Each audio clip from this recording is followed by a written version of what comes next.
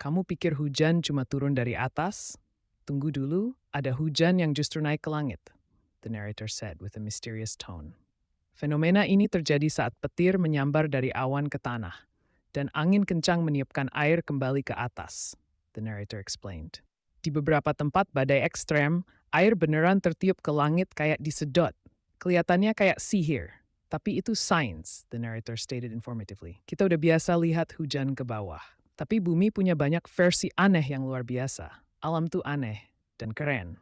Kamu pernah lihat yang kayak gini? The narrator asked intriguingly.